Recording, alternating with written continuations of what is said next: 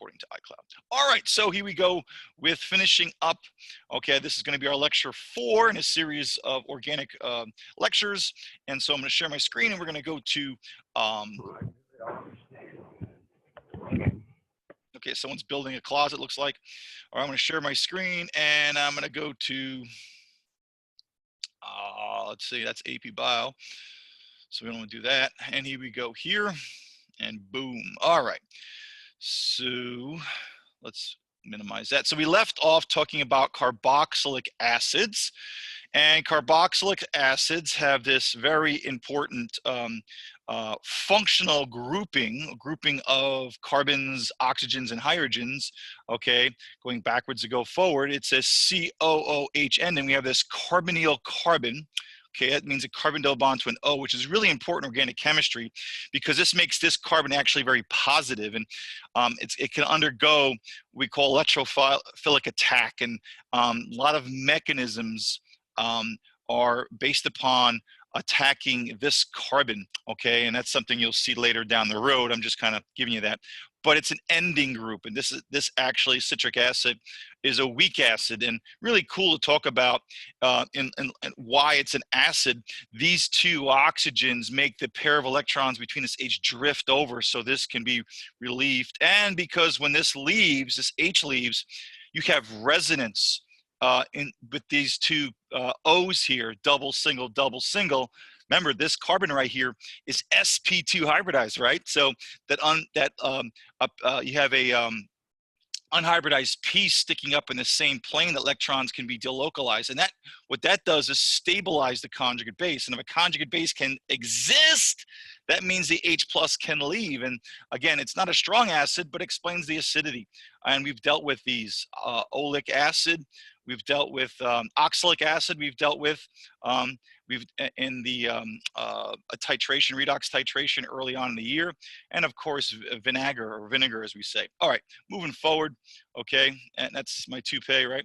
Okay, so next we're going to go, and again, table R is your friend here. So the next up, or I'm going to skip esters for a second. So if you're looking at table R and saying, hey, how come you're going and skipping esters? There's a reason for that, and I'll go back to it.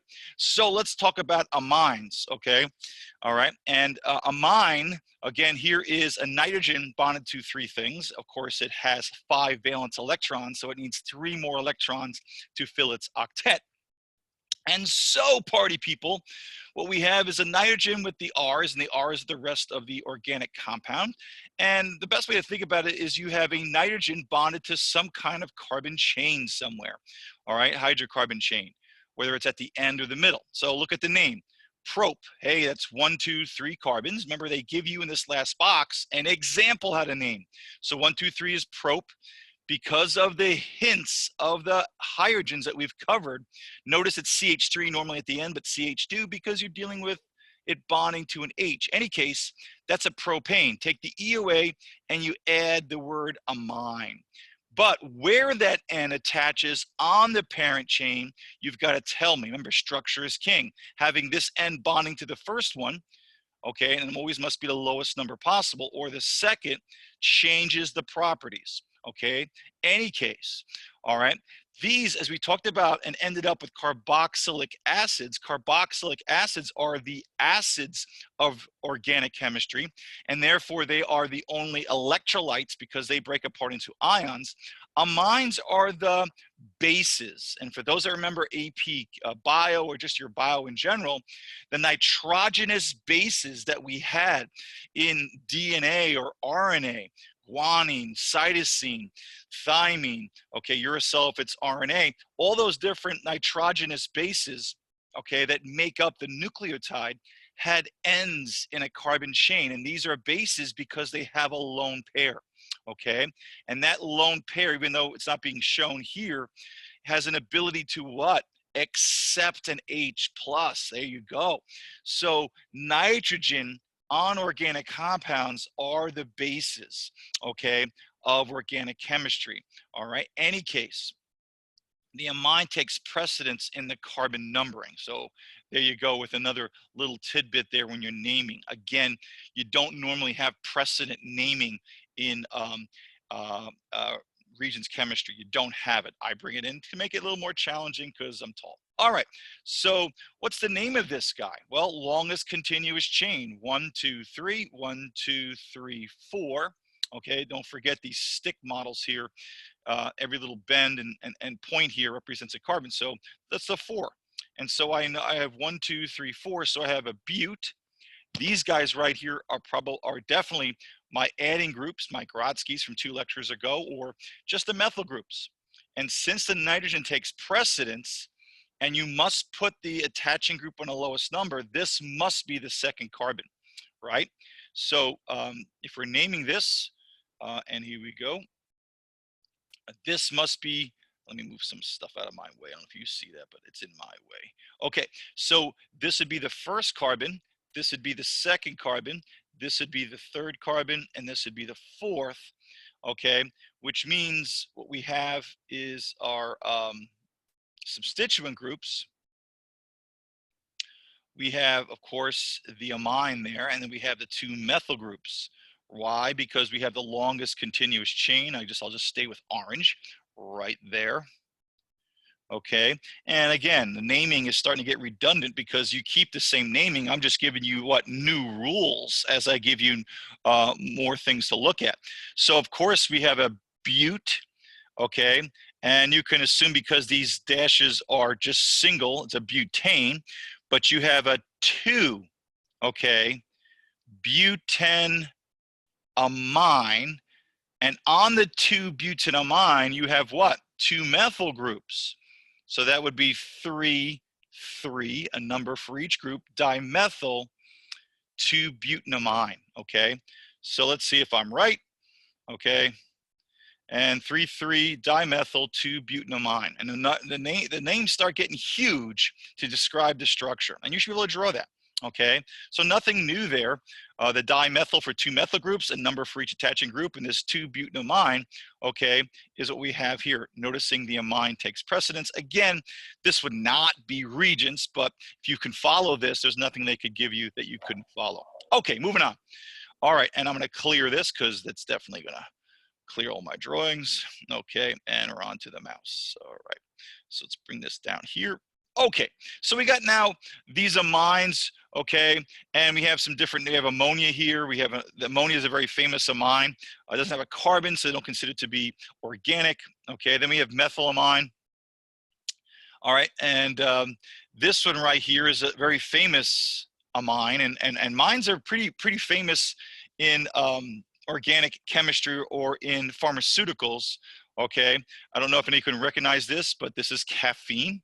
Okay, this one over here is another amine. Notice the N in this phenyl group or benzene ring, or this cyclopentane. This is another amine. It's it's nicotine.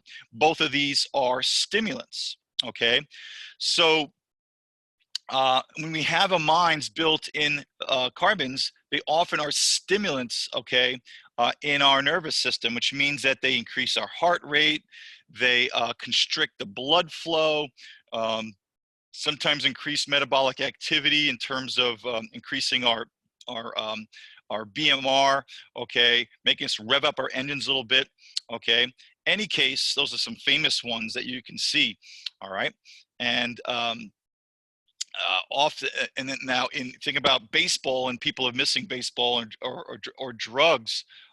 Baseball players forever were taking something called greenies, and greenies were nothing more than an amine that also stimulated. It wasn't caffeine, it wasn't nicotine, okay, but it was a stimulant, all right, as we go through that. So so the amines are stimulants, greenies, uppers, they used to call them, different types of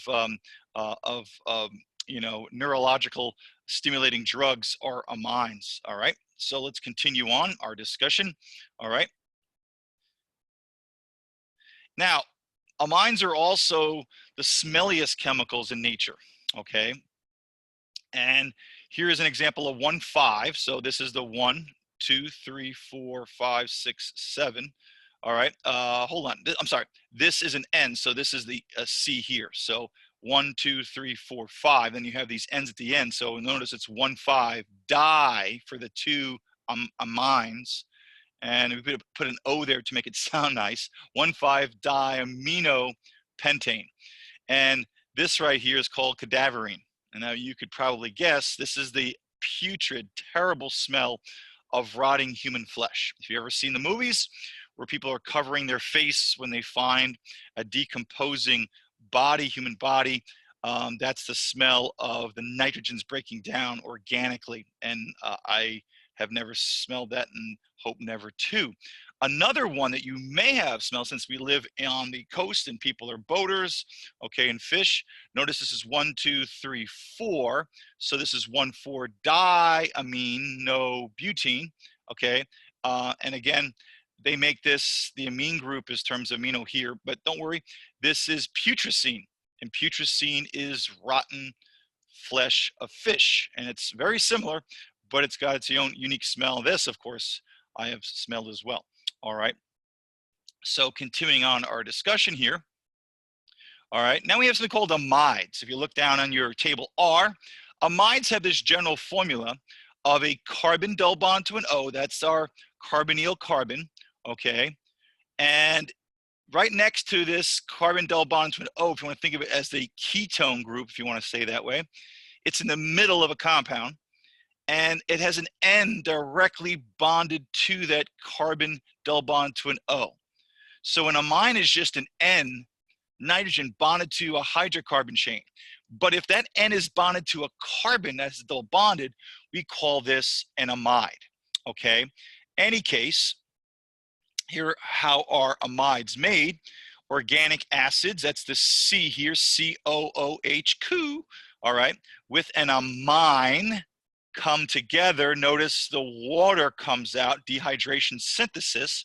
We push them together, and this N with the R here attaches, and that's how amines are formed, okay? And a lot of dehydration synthesis goes on in organic chemistry. Remember your biology, amino acids come together, okay, by dehydration synthesis, and there it is. And what is an amino acid? Okay, well, an amino acid, although it's not a functional group, okay, it's not a functional group that we see in terms of table R, okay, it's one you have to know. Notice in an amino acid, you've got yourself that carboxylic acid ending. There's your COO group. And if you remember your amino acids, it's bonded to a carbon, okay, and then it's bonded to an N. All right, and this is your amine. It's not an amide. Amines, if you look at it, is an N bonded to a carbon chain. If this N was bonded directly to this carbon, it would be an amide, okay?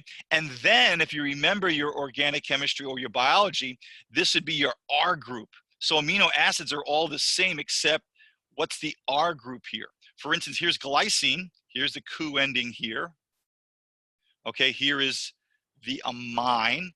And here is, I guess that's glycine, R group here.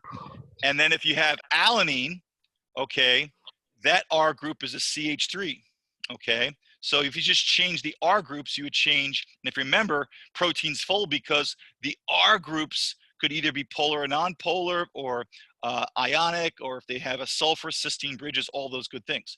Okay, but, so an amino acid, okay, has the organic acid ending, and it then has the amine group, okay, on that 2-carbon structure, okay? And remember, they're not next to each other. That would be an amide. And what changes the amino acid, of course, is this group right here, okay? This R group, whether it be this H for alanine or CH3, that's what makes the different amino acids different, and that's how they fold differently based on whether this is a hydrophilic, has H bonding, or in this case, LDFs, okay? And also, as I talk about this, how do amino acids come together? Well, they have to collide with the correct orientation. In order for a reaction to work, 2 things have to happen.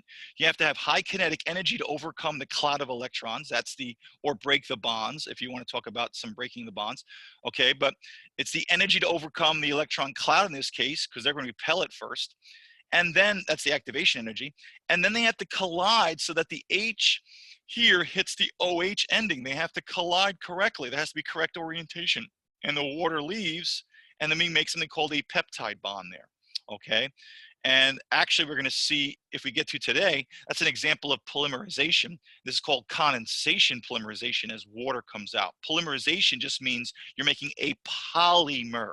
Polymer just means you're taking a monomer, and the monomer in this case, all right, and this is all interconnected, the monomer is each one of these amino acids. And this thing is going to repeat a number of times as they get pushed together and built into longer chains. And hey, this is what happens in translation, right? In the ribosome, if you remember, okay, a tRNA brings the amino acids and they connect and water comes out and they become a longer chain. I don't know. Hate to bring back bad memories if there are, but there's we go there. So let's clear this, okay, and moving on. Maybe. Okay, and there you go. There's my peptide linkage, and there's my N-terminus and my acid terminus there, and there's a peptide, and an example down below is a growing peptide chain, polypeptide, right? It's a polymer. Okay, moving forward. All right, so I left the esters for last because to understand the last one, the ester, you need to understand the chemical reaction. So this kind of starts us getting into knowing and observing and understanding some of the organic chemical reactions. So party people, what is an ester? Well, if you look at your table R, you will see that it's kind of like a ketone in the middle, got that carbonyl carbon, okay, that the what? That the aldehyde has, that the amide has, that the ketone has, that the carboxylic acid has, all right? They all have this, at least this part of it.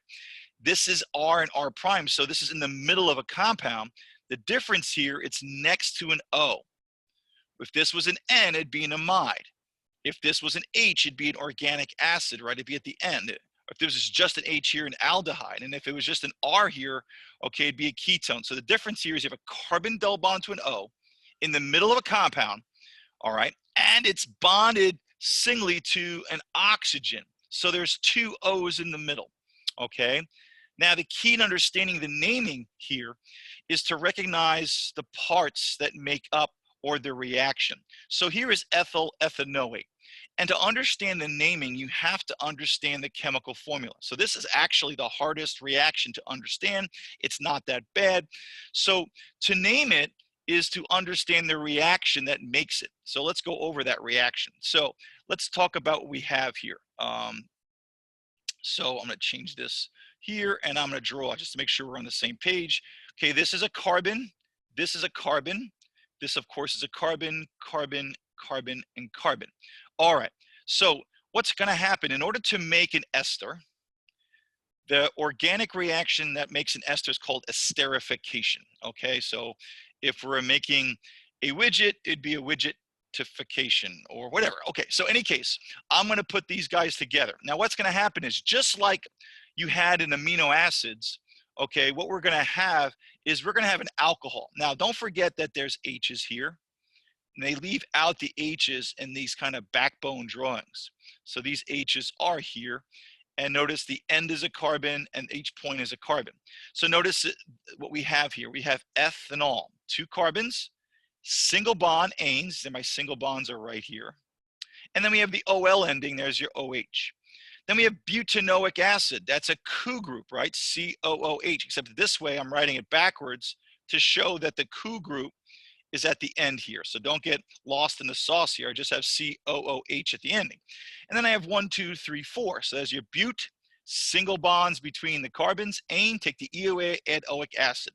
So what makes an ester is an alcohol and a but and an organic acid. Okay, but they have to collide, party people, with the right orientation. Just like the two amino acids I talked about, well, these have to collide so this OH hits the H. And it makes sense. The very electronegative oxygen, okay, is going to grab an H away, okay? And what's going to come out, of course, is water. So this is another example of dehydration reaction. And these guys are going to push together. And what you're going to have is you're going to have this C bonded to a C. That's the alcohol part, okay, with an O. All right, now this is going to bond to a C, double bonded to an O, down to a C, put all the C's, and I don't know Oh, 1, 2, 3. Here we go. I got stuff in the way. I'll leave out the H's. So there it is. Now, how do we name this? Well, what we do is we name the alcohol part, which is right here. And I always say split the O's. There's the alcohol part, which is a 2-carbon, okay, part of the ester. And the alcohol part gets F and you add the YL. So the first part of naming the ester is you have to find the alcohol part.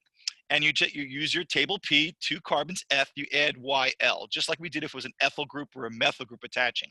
Although in this case, it's part of the whole compound. Then the next part, on the other side of splitting the O's, the one that has the carbonyl carbon, okay, is the organic acid. So 1, 2, 3, 4, so it's bute. And if you notice, it's single bonds between the carbons, so it's butane, but what we add is O8. Okay, and if you forget that, you look at table R and it gives you an example. So ethyl butanoate. So that's how you name it. Now, you're not always going to have the reaction, so we're going to practice splitting the O's here. So I'm just going to clear my screen here, and we're going to go back to the mouse, and I'm going to click this, and there it is, ethyl butanoate, and I can't forget that I have water there. Water comes out, and there's my carbon double bond to an O, bonded to an O. And I know that I drew it differently on the other slide here, okay, like I had on this side, but if you pick it up and flip it over, it doesn't matter where this O is on to the right or to the left, okay? And that's something to think about. Now, if you notice the amines, like the cadaverine, okay, or the putrescine, there was the rotten smelling chemicals of organic chemistry. Esters are the exact opposite. They're the sweet smells of nature. The fruits and flowers, okay, are made of esters, things that smell beautifully, that actually give us flavor, right? Because flavor, we only have 7 or 8 different types of taste buds in our and receptors in our tongue. So the richness of flavors that we have beyond the sweet, salty, bitter, those kind of things that we have, those general taste buds that we have, okay, to give us the richness of taste, we have to smell at the same time. So if you're ever eating, okay, it's something you don't like, hold your nose. When I was eating Brussels sprouts, I just never liked Brussels sprouts.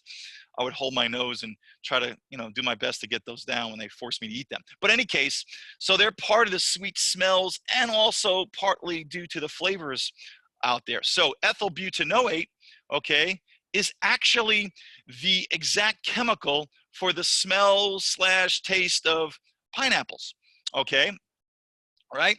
And so, and also perfumes, okay? So there you go, moving on. So you have to know that this is called an aromatic compound in the sense that it gives us nice smells, okay? All right, and here's some other examples of other chemicals, but here we go. Here's a Q group, and here's an alcohol. They're gonna come together, and what are they gonna make? Well, this is butanoic acid, 1, 2, 3, 4, oic acid. What's this? Don't forget the endings of carbon, 1, 2, 3, 4, 5. So this is pentane, these are single bonds. It's an OH group, look at table R, it's pentanol, 1 pentanol. Okay, it's on the first carbon. Now we're gonna put these together. Okay, so what do we get? Well, we get the alcohol first, like we showed you before. So this is gonna be pentyl butanoate. And so when I push these together, I know I have them the wrong way. This OH is going to have to come around here and hit it from this side, okay? And so this OH group is here. And so what we get is pentyl butanoate. And if you got lost in the sauce there, okay, as some people do, okay, I always say split the O's. Which chemical has a carbon with a double bonded O? The organic acid. So this is the acid side. The one with no carbon double bond, this is just a carbon with 2 H's here, that has to be the alcohol side. So 1, 2, 3, 4, and 5, there's your pentyl. And then the O8 ending is for the acid side. So this thing had to hit over here, and then water had to come out, all right, for that to happen. All right, and then of course, it makes, okay, a smell. And I believe those are apricots. Pentyl butanoate is an apricot smell / flavor. Okay, and that's, you can see there's a whole bunch of different ones here. Good times. All right, let's clear this and let's continue. All right, so let's practice some more. Okay, what would be the name of this? 1, 2, 3, 4, 5. It's got a COH ending. All right, so we should know that that's going to be pentanoic acid. What's this alcohol? Well, this is 1,2 with an OH. This is ethane, and OH is ethanol, maybe. Okay, these guys are going to come together, water comes out, and what we're going to make is this guy. Notice the H goes to the water, the OH leaves, and I push these guys together. Remember, this is a 2-carbon group here, 2-carbon group here. 1, 2, 3, 4, 5, 1, 2, 3, 4, 5. Okay, and the name is ethyl pentanoate. Okay, why the pentanoate? The pentanoate's for the acid side. And again, you may not be given this reaction, so I always tell my students, split the O's for an ester. Oh, by the way, this is the smell or taste of apples. Good times. But if you had just given this and say, hey, what's the name of this? Split the O's. Recognize that this must be a carbon double bond to a 0, that this must be due to the acid. This must have came from the acid side. So 1, 2, 3, 4, 5. That's this name right here comes from the organic acid. Hey, this single carbon, single bonded to an O, happens with an alcohol. It's the same carbon here. 2 carbons, that's your ethyl part right there. The alcohol part gets a YL from any carbons. All right, so continue on. Let's clear this out. Moving on. So this is our first reaction. Organic acid plus an alcohol makes an ester. All right, so here's another example. Okay, and let's go find which side is this right here. This is an ester, no, carbon double bonded to a 0 to an oxygen, single bonded to an O here. So this must be the what? The acid or the alcohol. Hopefully you can see it's the organic acid. This is the side that doesn't have a carbon double bond to a 0. That must be the alcohol. What's the name of this side? 1, 2, 3, 4, 5, pent. It was an acid, so it's pentanoic acid. This alcohol side is 1, 2, 3, meth, eth, prop, table P. So this is propanol. And what's the name? Take the alcohol first, add YL. Propyl pentanoate. Okay, and it also has a sweet smell. It's a fruity smell. I think it's a general fruity smell. Okay, and people often say I smell like that. Okay, now the next one. Notice I flipped it. Okay, don't be a robot. I drew it this way with the O on this side. Now I'm giving you another one. Oh, the O was on the other side. So the first one's always the alcohol, the second one. No, fine. Split the O's right down the middle. Okay, split the O's. There it is. And you could see that the carbon double bond, oh, that must be the what? The organic acid side. This must be the alcohol side. It's just that simple. So here we go. There's the alcohol side because it doesn't have a carbon double bond to a 0. This is the organic acid side. And the alcohol, what is it? 1, 2, 3, 4, 5, 6. Hexane. Null is what was used to make it. 1, 2, 3, 4. Butanoic acid. And when you name it, the alcohol goes first. It is hexyl butanoate. And that, I don't know what exactly flavor that is. Oops, let's clear this. All right, so let's name Christmas in July. I gave that away, didn't I? All right, I guess I didn't. This is propyl methanoate. There's your propyl group. 1, 2, 3. What about this one? There's your split the O's. There's your acid side. So that's 2 carbon. Someone name this one out for me, just to know that someone's living out there. What's this guy called?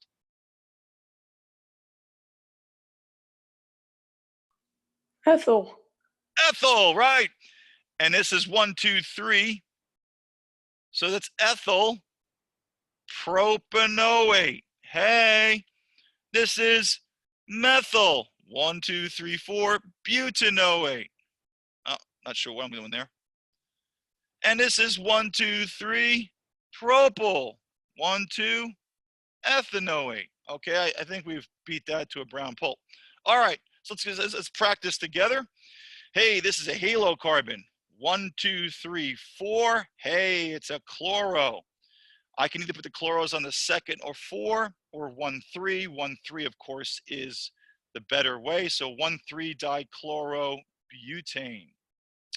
B, oh, it's a Cu group. It's an organic acid with 4 carbons. So butanoic. Oh, I guess we're going to do C first. Why not? So we have 1, 2, 3, 4, 5.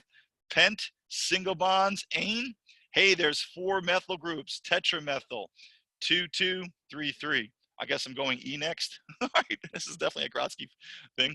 Okay, 1, 2, 3, oh, 4, but that's a butene on the first carbon takes precedent. So it's a 1-butene. So 1,2-dichlorobutene. All right, you should be getting good at this. And there's my butanoic acid. And ooh, there's an O in the middle. Is that an ester? That's where it gets tricky for some people. Is this an ester? Or is this an ether? Or is this a ketone? People see the O in the middle and say, well, it must be an ether because the O is in the middle. Wrong! Look at the C. I've got a CH3. It's not bonded to an O. It's not bonded to a C like this. This can't exist, right? And then you're what? Then you have 2 C's. This one has 3. That's where your 5 comes in. And 2. Okay, or does it? Okay, but notice something. C2, and then there's a C in here. There's have nothing, so I have to throw a C in here. C has to have 4 bonds, so that does not work.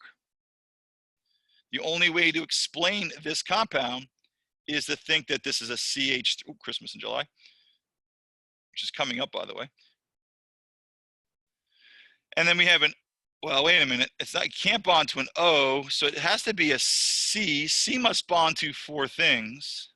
Only way that exists is if a carbon double bond to an O, and then you have the C2H5. There's the 3, 4, 5. Hey, that's a ketone, right?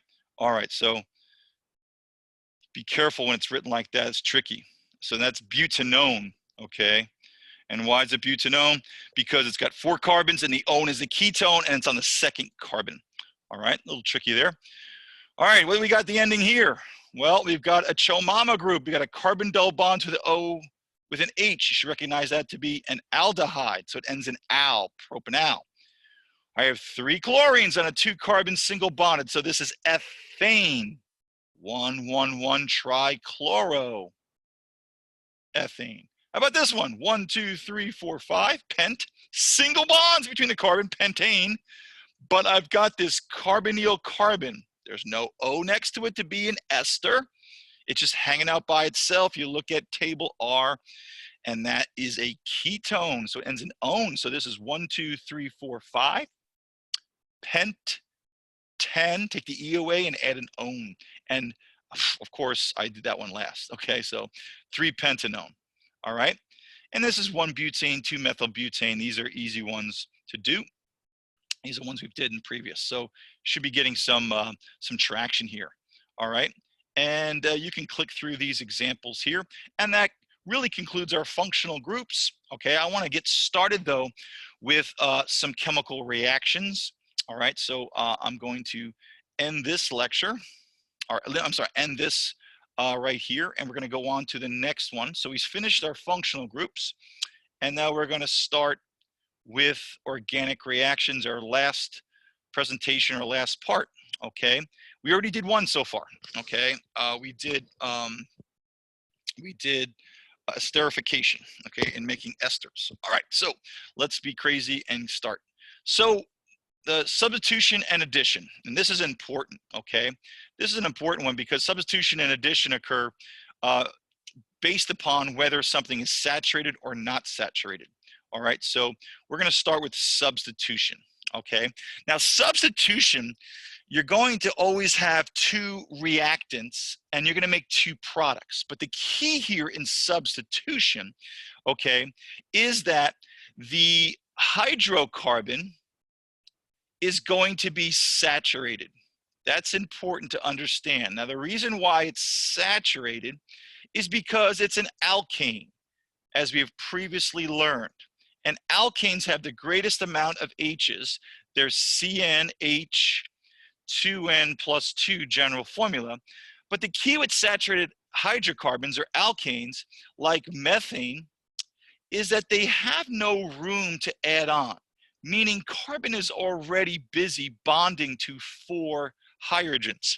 The only way for chlorine to get into one of these positions, and let's draw chlorine, is that we'd have to, remember chlorine is diatomic, it's bonding with itself, we'd have to substitute an H for chlorine.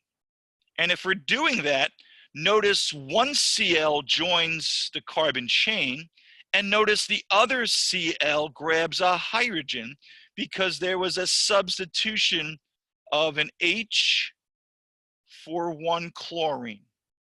And so when you're saturated, okay, you have to undergo substitution because there is no position to add to. Okay, because every single carbon is bonded to the maximum amount of H's. So to understand substitution is to understand that we have an alkane, and then we usually have a halogen that's diatomic, and then we have 2 products, and the products are exchanging one of each of the elements. Okay, so that's really, really easy to understand why I think something is substitution. Okay, so if I go into the 2 products is one way to identify it too. All right, so let's look at this one. So here's my methane, there's no room to add. And so therefore with light, that's just energy equals HV, like we talked about with the ozone later. Okay, so with visible light, okay, as the activation energy, 1 chlorine goes on while H comes off, and there's 2 products. No room to add. This is a benzene with an OH here. And now I know it looks like it's just everything's adding, but remember in these organic chemistry, okay, we don't in these types of structures draw the H's. They just do the carbon backbone. Now you may say, what's this circle? If you remember, it's benzene.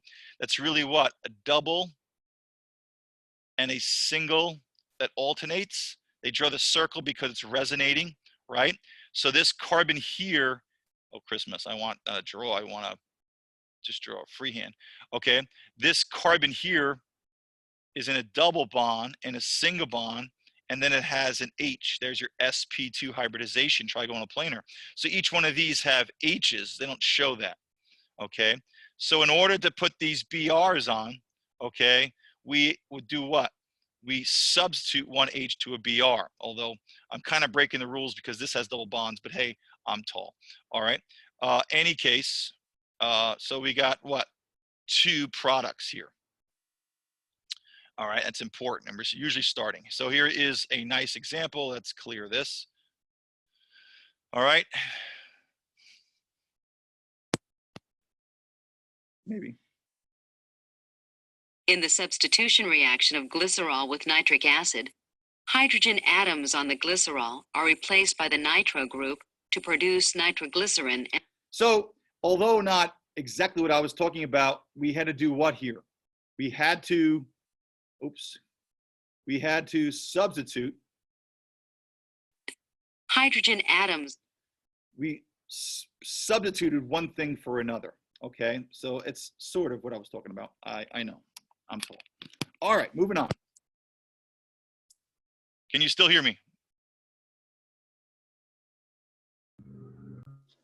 Okay, I hear you guys. Someone said something. All right, moving on. Now, to learn substitution, you should learn addition with it, because addition is its partner in crime that people always try to confuse you with substitution. So what's addition?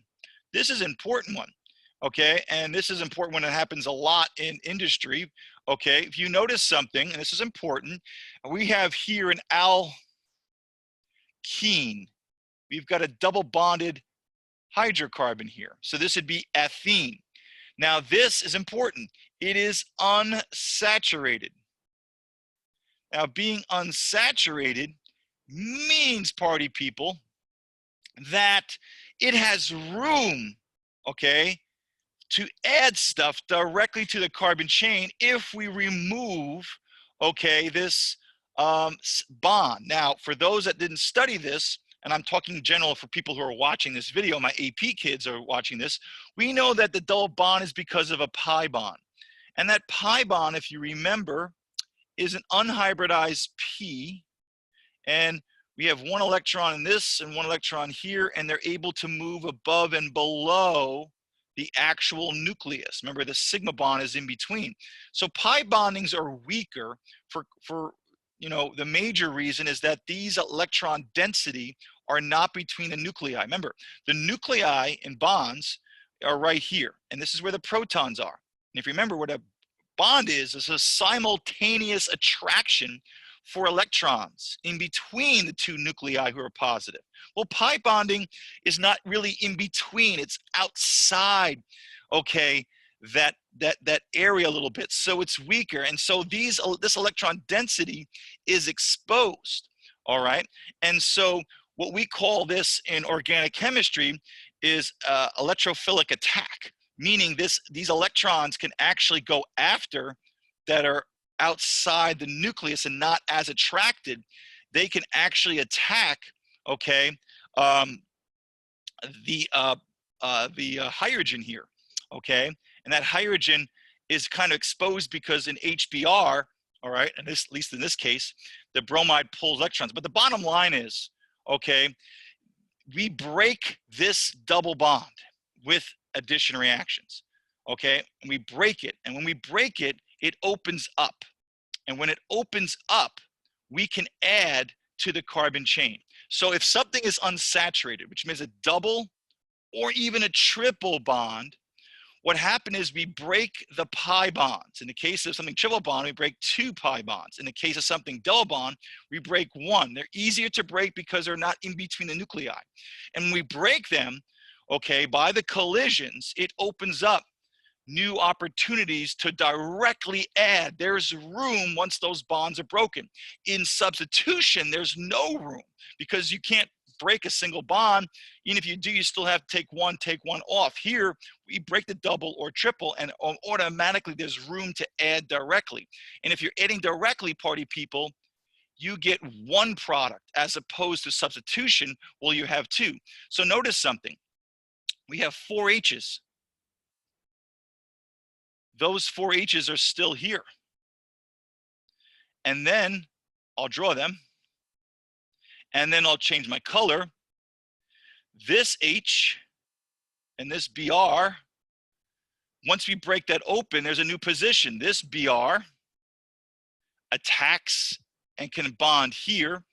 And this H that was right here bonds here. What's important to realize is the new bonds are on what? 2 different carbons, right? If you break this up, okay, and let's go back to a color I can see and know. Let's go back to black. If I break this up, let's do this. Okay, we have a carbon that was double bonded. I'll just do ... to remind us it was. It only had 2 H's per each carbon. So once you open up that bond, guess what, party people? You could add another bond to each carbon. So it's important you understand that when we add to the carbon chain, because now you have room and carbon wants to have 4 bonds, you're going to put on these compounds on different carbons, not the same carbon. Okay, so they're going to add on different carbons. Now, if it's a triple bond, you can add on 2 things to each carbon. All right, so let's clear this up. And let's go see what I have here. So 2 new atoms added to the chain. Notice something comes from unsaturated to saturated, right? That's how it works. And notice what's going to happen here. Both of these chlorines are going to add on because now there's going to be room. We get rid of that pi bond, and look what it looks. It goes from a what? An alkene to an alkane. All right. And so there you go. All right. And so everything adds, and notice there's 1 product, okay, because everything adds, all right? So really a great example of this is halogenation, okay? And when we add to things that have double bonds. Now, I think the best example is hydrogenation. I grew up in a time where margarine first came out. Obviously butter, if you didn't know what butter is made of, it's made of animal fat. It's saturated. And because it's saturated, and this is so cool, party people, things that you know of, but now you know why. Saturated fats means you have a what? Christmas, sorry.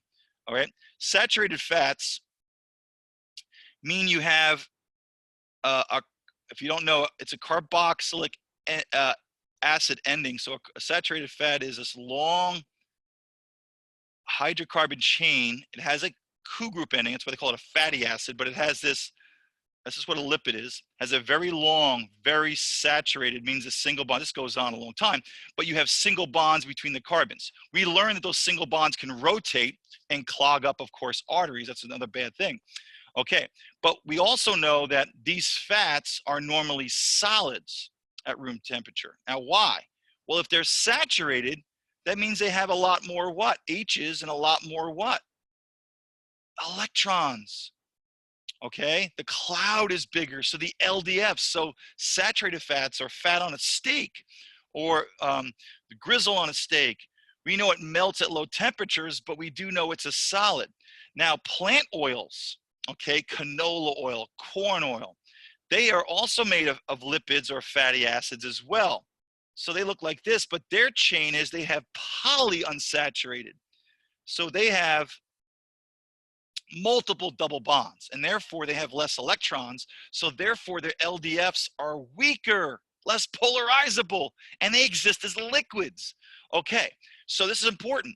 So we used to have butter, and butter was made up of fats that were saturated. Now, you spread butter because it's a solid. You can't spread corn oil, okay? You can't spread canola or olive oil because they're liquids, because of weaker LDF forces. It's so cool to understand this. So because animal fats were so what? Were so considered to be unhealthy for you, in many ways they are, okay, what they did is they took the fat from the animal, okay? Or I'm sorry, they took the fat from the plant, which is essentially, I know this is not exact, but this would be a Q group ending. You'd have many of these unsaturated bonds here. And of course, you're missing 2 electrons. It acts as a liquid. So they took corn oil, for instance, okay? And what they did is they reacted it with hydrogen. Now, in a plant fat or a plant lipid, you have many of these. It's not just one, there's polyunsaturated. And what we did is we hydrogenate them. And so we reacted with hydrogen.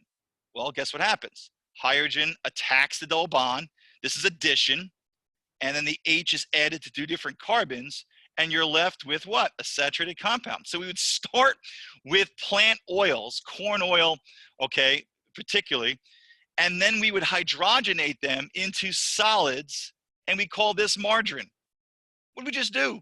We took a healthy plant oil and essentially made it a saturated fat and said, hey, this was made from plants, plant oil. So margarine is a healthier, what? Substitution for butter, okay, when in fact it's essentially the same thing. Then now they've gotten a lot more fancier now, so margarines don't really exist anymore, and they have different substitution ways. They figured out different ways, but margarine, okay, your folks grew up with it, it was a healthy choice when in fact it was the same choice. It was the same saturated fat. Who cares where it started with? So in any case, hydrogenation is an example of an addition reaction. All right, good times. All right, just something you should be aware of, I think. I don't know, I'm just being told maybe. All right, so I'm gonna clear this out, clear all drawings, and we have some examples here. I can play them on your own time. And so let's just go over these 2 and we'll end here, okay? So we have C3H6, they're very nice to you and giving you propene. Hey, that's what? Double the amount of H's. Look at table Q. That, of course, is saturated. So what's gonna happen? Okay, there it is. Everything's going to add 1 product. Of course, that, of course, is called what? That's, of course, called addition. How about C2H6? C2H6 is double the carbons plus 2. That's an alkane. And so that has to undergo substitution in 2 products. And those are the 2 reactions we're going to do there. I'm going to stop here, okay? And we have 1 little piece left. We'll do probably Monday as a lecture. I'm going to have a form up for the weekend, okay? And it'll be due Tuesday.